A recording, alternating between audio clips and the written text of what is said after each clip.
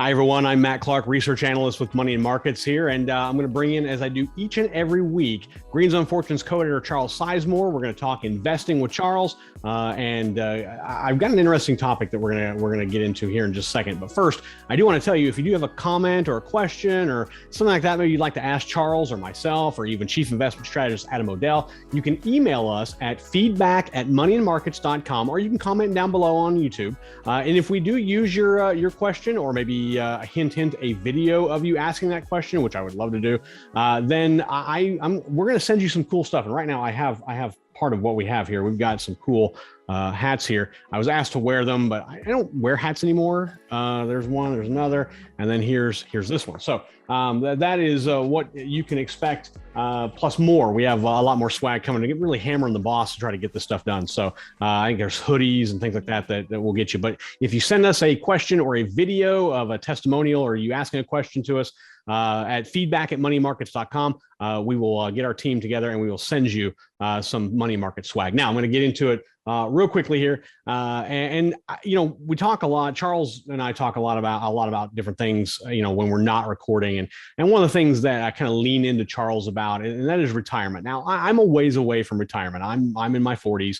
Charles is as well, so we're not there yet. However, it doesn't mean that we should not be thinking about retirement now.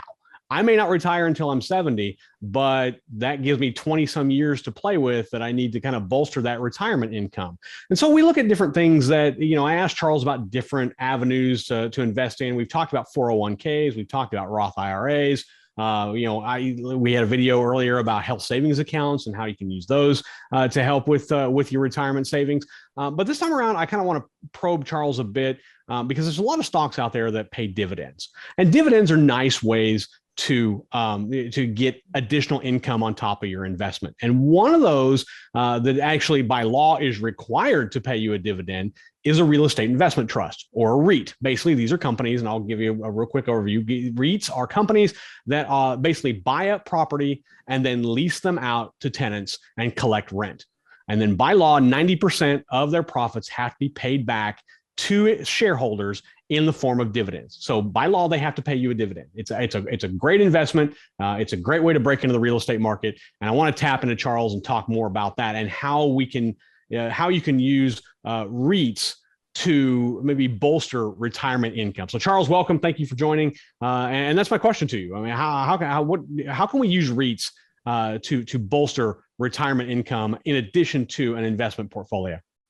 Well, first off, it's really hard to even have an income-oriented portfolio that doesn't include REITs. Like if you're looking for income, you're looking for dividends, you're looking for consistency there, like all roads lead to Rome. Like you're not, like if you're putting together a portfolio of good, high-yielding, consistent dividend-growing stocks, how are you not going to add REITs? Like they're just going to get, almost by accident, they're going to get added to your portfolio.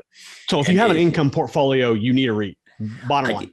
You probably need a handful. In a diversified portfolio, 20 or 30 stocks, you might have 5 or 10 REITs in there. I mean, and that's no exaggeration. If income is your goal, if that's what you're looking for, first and foremost, paying those retirement bills with current consistent income, it's hard to avoid REITs. And not that you'd want to. You wouldn't want to avoid them. Like they're good. You want them in your portfolio. And it really comes down to, to what are they? They're real estate. And real estate has been the preferred asset class of really, wealthy people since the dawn of civilization itself. You really have to go back to hunter-gatherer times, mankind throwing spears at animals to find a time in which, property was not part of, an important part of someone's wealth. As soon as people started settling down, we started investing in real estate. That's just kind of what we do as a species, it appears.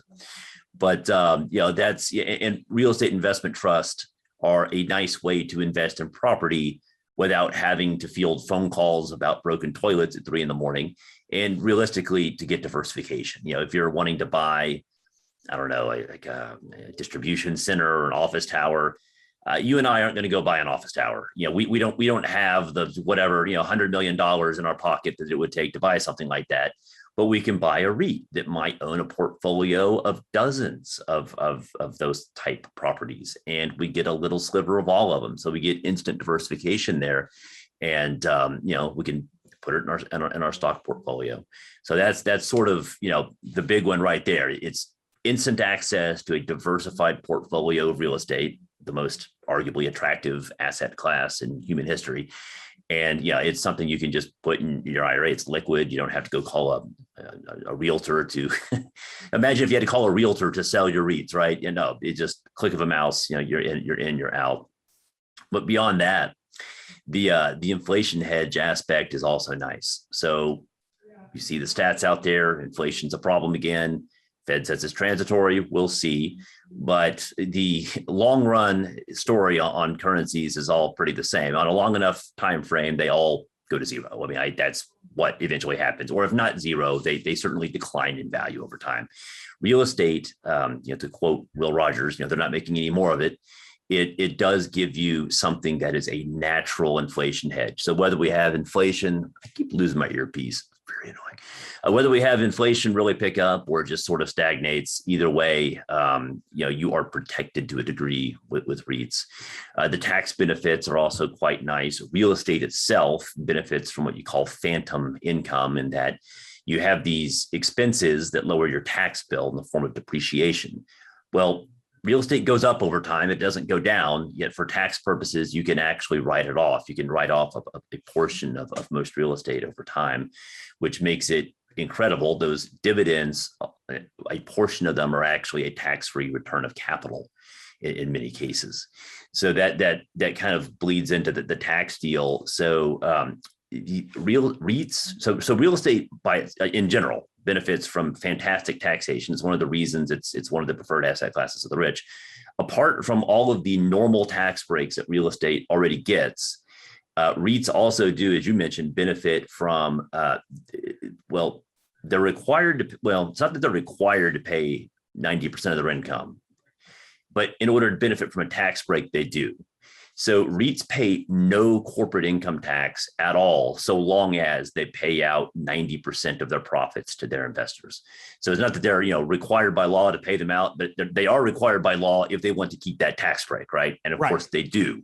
So in addition to all of the usual benefits, tax benefits of real estate, you get that additional benefit, which translates to the last point, higher income. Remember, every dollar that is not paid in taxes is another dollar available to distribute to investors. So that tax-free status of the REITs, that's one of the major reasons why they yield as much as they do. It's one of the reasons they are traditionally one of the very highest yielding sectors in the stock market. Now, I know you do, so I'm going to ask, I'm going to put you on the spot, because I already know you do, not just because I talked to you about it, but because I just know you and I know that you do. Tell everyone watching, give me a REIT of choice. I know there's a lot out there, and because there are. I recommended a REIT for our cannabis watch list. I know that Adam Odell's talked about REITs before. There are a ton out there that cover a wide range of real estate categories. Tell me one that catches your eye and why. So I've always loved Realty Income. Realty Income, it's a company with a nickname, which is odd. They gave themselves the nickname the Monthly Dividend Company. This is just a dividend-paying workhorse. They own the most boring properties you can imagine. They own things like 7-Eleven buildings, Walgreens buildings, gas stations, convenience stores. They own just boring but high traffic, sort of necessity real estate, right? And they just that's it. They buy the most boring properties you can imagine, collect the rent, and then return it to you as a dividend. They've made 612 consecutive monthly dividend payments, and they've actually raised the dividend in 95 consecutive quarters. So that's a nice run. And they've compounded that dividend at between 4 and 5% per year, which is over the rate of inflation. Well, up until this year anyway. They've been compounding that dividend well above the rate of inflation now over their entire history as a public company. That's between 4 and 5% compound annual growth for decades, and no real indication it's slowing down anytime soon. So if you want a nice addition to a retirement portfolio, Realty Income certainly fits the bill. And they bill themselves the monthly dividend payer for that reason, is because they actually do pay a monthly dividend, whereas a lot of companies a novel idea, right? Yeah, what a It would be a bit weird if they catchphrase. called themselves the monthly dividend company and then paid semi-annually, but Exactly. So it is, REITs are great. They're great. Like I said, all three of us, Adam, Charles, myself, we've all talked about REITs extensively. I have a REIT in our cannabis watch list portfolio, which has done very well. And there's a ton of different ones out there that invest in a wide range of properties, office buildings, cell phone towers, data centers. There are REITs out there for just about every type of real estate sector. So definitely literally everything under the sun. Exactly. Literally. Yep.